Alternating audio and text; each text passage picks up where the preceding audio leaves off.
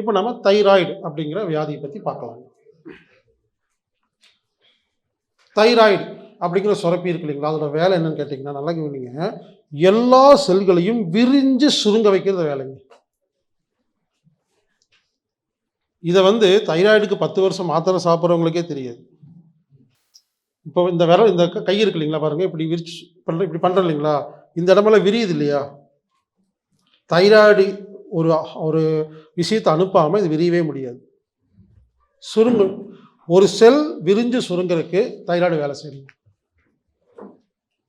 அப்போ விரிக்கிறதுக்கு சில சத்து பொருட்கள் தேவைப்படுது, சுருக்கிறதுக்கு சில சத்து பொருட்கள் தேவைப்படுது. இப்போ உங்க ரத்தத்துல விரிக்கிறதுக்கு தேவையான சத்து பொருள்லாம் கெட்டு போச்சு, இல்லாம போச்சுன்னு வச்சுங்களேன், விரிக்க முடியாதா? அப்ப என்ன ஆகும் தெரியுங்களா, உடம்பு அப்படியே குறுகிட்டே போய், சில பேர் பார்த்தீங்கன்னா ஒல்லியா இருப்பாங்க, வேண முடிச்ச உடம்பும்பாங்க. அதெல்லாம் ஒன்றும் இல்லை, தைராய்டு ஒழுங்கா வேலை செய்யல, அதனால விரிக்க முடியலைங்க, சுருங்குது, விரியாது, அப்போ ஒல்லியாயிருவாங்க.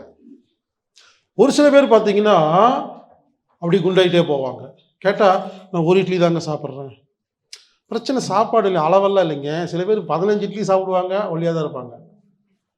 சாப்பாட்டு அளவுக்கு குண்டாகிற ஒல்லியாருக்கு சம்மந்தம் இல்லைங்க. தைராய்டு சுருங்குற வேலையை நிறுத்திடுச்சுன்னா குண்டாவாங்க.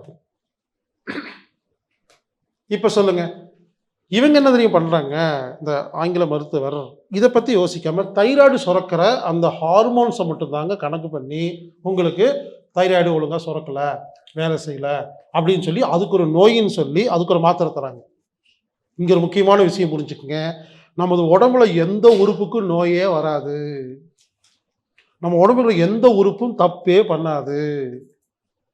உறுப்புக்கு தேவையான பொருள் கிடைக்காதனால அந்த வேலையை செய்யாமல் இருக்கிறது தான் அந்த பொருள் கெட்டு போச்சுன்னு சொல்றாங்க.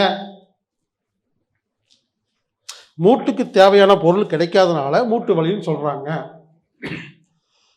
கண்ணுக்கு தேவையான பொருள் கிடைக்காதனால கிட்ட பார்வை, தூர பார்வைன்னு சொல்றாங்க. அப்ப நீங்க புரிஞ்சுக்க வேண்டியது, இந்த வைத்தியத்துல உறுப்புகளில் நோய் இல்லை, உறுப்புகளுக்கு தேவையான சத்து குறைபாடு தான் நோய்.